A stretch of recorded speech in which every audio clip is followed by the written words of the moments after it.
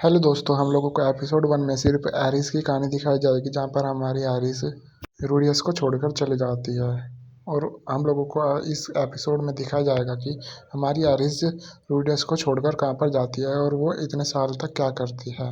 Episode 1 की starting से पहले प्लीज़ चैनल को सब्सक्राइब और वीडियो को लाइक जरूर करते हैं। एपिसोड 2 के लिए हम लोगों को देखने को मिलता है एरिस और गिसलेन वो दोनों एक तबीले में जाते हैं और उस तबीले में स्वॉर्ड चलाना सिखाया जाता है। फिर हम लोगों को देखने को मिलता है वहाँ पर जो इतने भी स्वॉर्ड सीखने वाले होते हैं वो सभी एक ग्रुप में वहाँ पर लाइन लगाकर खड़े होते हैं। फिर जो हमारी गिजेल और एरिस है वो दोनों एक जगह पर बैठे होते हैं और एक मास्टर का वेट कर रहे होते हैं। जैसे ही वो मास्टर आता है वो बोलता है, अरे गिजेल, तुम अभी तक जिंदा और अपने पैरों पर चल रही हो। फिर वो बोलता है, मैंने सोचा था तुम किसी अखाड़े में मर चुकी होगी, लेकिन देखने में तो तुम काफ़ी ठीक लग रही हो। फिर वो बोलता है कि तुम्हारी बगल में कौन है। फिर गिजेल बताती है कि ये मेरी स्टूडेंट है और मैं चाहती हूँ कि आप इसे ट्रेन करें। फिर वो बोलता है, इसे ट्रेन करूँ। फिर एरिस बोलती है, मेरे पास इन छोटे मोटे लोगों के लिए टाइम नहीं है। वहाँ पर जितने भी स्टूडेंट खड़े होते हैं वो सभी बोलते हैं, तुम्हें पता भी है तुम किसके सामने खड़ी हो, वो एक स्वॉर्ड गॉड है। तभी जो वो मास्टर होता है वो बोलता है, सब शांत हो जाओ। फिर वो बोलता है, तुम्हारी आंखों का जज्बा मुझे पसंद आया, तुम किसे मारने की कोशिश कर रही हो। एरिस बोलती है, मैं ड्रैगन गॉड को मारना चाहती हूँ, ड्रैगन गॉड और स्टीड को। तभी मास्टर हंसने लगता है और बोलता है, तुम बिल्कुल सही थी, मैं उसके सामने छोटा मोटा आदमी ही हूँ। फिर वो बोलता है, अच्छा तो तुम उसकी जान लेने निकली हो। फिर बोलता है, मुझे यकीन नहीं हो रहा कि सिर्फ उसके जान के पीछे मैं अकेला नहीं हूँ। फिर वो बोलता है, लेकिन बड़ी बड़ी बातें तो कोई भी कर सकता है, क्या तुम ये कर पाओगी। फिर एरिस बोलती है, हाँ मैं कर सकती हूँ। फिर वो बोलता है, देखते हैं तुम क्या कर पाती हो। फिर वो अपने एक स्टूडेंट को बोलता है, जिनो को एरिस से फाइट करने के लिए बोलता है। लेकिन जब जिनो और एरिस की फाइट होती है, उसके तलवार उठाते ही हमारी एरिस उस पर अटैक कर देती है और उसे हरा देती है। फिर मास्टर बोलता है, मुझे पता था तुम अभी भी नवसिखिया हो। फिर एरिस बोलती है, हाँ मैं नवसिखिया हूँ। फिर जो मास्टर होता है वो बोलता है, नीना, अब तुम्हारी बारी है, अब तुम इसके साथ लड़ाई करोगी। लेकिन जब नीना और एरिस की फाइट होती है, जैसे ही एरिस उस पर हमला करती है तो एरिस की तलवार टूट जाती है। फिर एरिस अपने मुक्कों से उसे हरा देती है और वो उसके गिरने के बाद भी नहीं रुकती, वो उसे बहुत ही ज़्यादा बेरहमी से मारती है। फिर हमें देखने को मिलता है जो कि उस नीना के पास तलवार थी, उस लकड़ी की तलवार के अंदर एक रियल तलवार धरी हुई थी। फिर एरिस बोलती है, क्या इतने ही ताकतवर लोग हैं तुम्हारे यहाँ पर। फिर जो स्वॉर्ड मास्टर होता है, जो गॉड है स्वॉर्ड का, वो बोलता है कि अब मैं तुमसे लड़ूंगा। और जैसे ही वो वहाँ पर खड़ा होता है लड़ने के लिए, वो बोलता है एरिस से, मैं यहाँ पर आ चुका हूँ। फिर एरिस उस पर हमला करती है और स्वॉर्ड गॉड एरिस पर पूरी तरह हमला भी नहीं करते। दूर से ही सिर्फ उसकी तलवार घुमाने से एरिस उस कमरे से बाहर जाकर गिर जाती है और उसे बहुत ज़्यादा चोट लगती है, लेकिन वो नहीं मरती। और फिर स्वॉर्ड मास्टर बोलता है कि अब से ये हमारे यहाँ पर ट्रेनिंग लेगी और मैं इसे ट्रेनिंग दूंगा। लेकिन जो वहाँ पर एक बच्चा था स्वॉर्ड मास्टर के वहाँ पर ट्रेनिंग ले रहा था, वो बोलता है कि ये बिल्कुल भी नहीं हो सकता, बदतमीज लड़की को आप यहाँ पर ट्रेनिंग नहीं दे सकते मास्टर। फिर वो बोलता है, तुम्हारे पास भले ही थोड़ी बहुत अच्छी स्किल्स हो, लेकिन तुम अभी भी मुझसे बहुत ज़्यादा नीचे हो। और फिर जो वो स्टूडेंट होता है अपनी गलती को मान लेता है और सॉरी बोल देता है। अगले सीन में हम लोगों को देखने को मिलता है, अगले दिन एरिस और मास्टर दोनों ट्रेनिंग कर रहे हैं। फिर एरिस को चोट भी लगती है, वो बोलता है, क्या तुमने बस इतना ही सीखा है।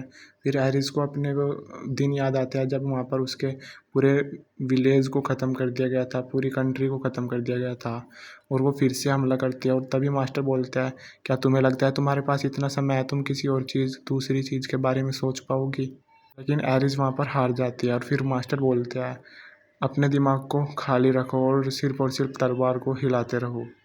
और वो बोलता है, जब तुम थक जाओ तब सोचो, और फिर थकने के बाद अगर तुम ज़्यादा सोचने लगो फिर से तलवार से प्रैक्टिस करने लगो। फिर एरिस जैसे ही वहाँ पर बाहर गार्डन में जाकर अपने आप अकेले ही प्रैक्टिस कर रही होती है, वहाँ पर कुछ स्टूडेंट्स आते हैं जो कि वही दोनों होते हैं जिसे एरिस ने हरा दिया था। और जो नीना है वो मास्टर की ही बेटी है और वो लोग उसका मजाक उड़ाने लगते हैं। फिर एरिस उन सबसे परेशान हो जाती है, वो बाहर अकेले ही जाकर प्रैक्टिस करती है। कई सालों तक, कई महीनों तक वो अकेले ही प्रैक्टिस करती रहती है। और प्रैक्टिस के दौरान उसके हाथों में भी छाले पड़ गए थे, लेकिन वो हार नहीं मानती, नहीं रुकती। बहुत ही ज़्यादा हार्ड ट्रेनिंग करती है, सिर्फ और सिर्फ ड्रैगन गॉड को मारने के लिए। फिर एक रात वो पूरी ट्रेनिंग करने के बाद वापस लौटती है तो देखने को मिलता है जहाँ पर ट्रेनिंग सेंटर है उनका, बाहर कोई आवाज़ लगा रहा होता है। वो बोलता है यहाँ पर कोई है क्या? तभी हमारी आरिस आ जाती है और वो बोलती है सामने से हटो। और फिर वो लोग बोलता है मैं नॉर्थ एम्परर का आबुर क्रोब हूँ, लेकिन वो बिल्कुल भी नहीं सुनती। वो बोलती है सामने से हटो। और फिर वो जो नॉर्थ ईस्ट का एम्परर है वो बोलता है अगर तुम वोड गॉड की दुश्मन हो तो तुम मेरी भी दुश्मन हो। तभी हमारी आरिस उससे लड़ाई करने के लिए रेडी हो जाती है और उन दोनों की लड़ाई होते हुए हमारी आरिस के हाथ से तलवार छूट जाती है। और लेकिन वो नहीं रुकती, वो अपने हाथों से फिर से उसे पंच मारने की कोशिश करती है, लेकिन जो नॉर्थ एम्परर है वो उसके हर हमले से बच जाता है। और फिर जब एरिस अपनी तलवार के पास वापस जाती है और उसे उठा लेती है, तभी हमारा जो मास्टर है वो बाहर आ जाता है और वो बोलता है बस अब बहुत हुआ, रुक जाओ। नॉर्थ एम्परर बोलता है अरे गॉड मास्टर, तुम्हें देखे हुए बहुत समय हो गया है। फिर हमारी आइरिस आगे बढ़ने लगती है और जो नॉर्थ ईस्ट का एम्परर है वो अपनी तलवार को दोबारा से हाथों में पकड़ लेता है, लेकिन आइरिस बिल्कुल भी हमला नहीं करती। वो सीधा चुपचाप और अंदर चली जाती है अपने रूम में। और रूम में वहाँ पर हमें घिसलेन देखने को मिलती है। वो वहाँ पर बोलती है आइरिस तुम आ गई, लेकिन आइरिस उसकी बात का बिल्कुल भी जवाब नहीं देती और चुपचाप लौट जाती है। और फिर जो घिसलेन है उसे बहुत ज़्यादा गुस्सा आता है। वो अपने मास्टर के पास जाती है और बोलती है तुम हमारी आइरिस को ट्रेन क्यों नहीं कर रहे हो? वो बोलती है मास्टर आप उसे ट्रेन क्यों नहीं कर रहे हो, क्या इसका कोई रीज़न है? फिर वो बोलता है तो तुम अब मुझे बताओगे कि ट्रेन किसे कैसे करना है? वो बोलता है कि मैं उसे ट्रेनिंग दे रहा हूँ। फिर वो बोलती है आप उसे अच्छे से ट्रेनिंग नहीं दे रहे हो।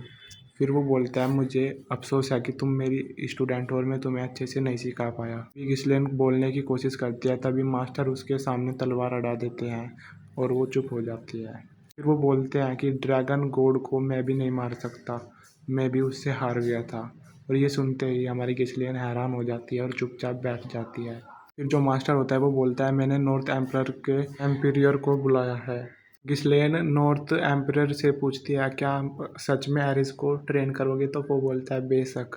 फिर हम लोगों को देखने को मिलता है अगले दिन एरिस और उस नॉर्थ एम्परर की फाइट हो रही होती है वहाँ पर।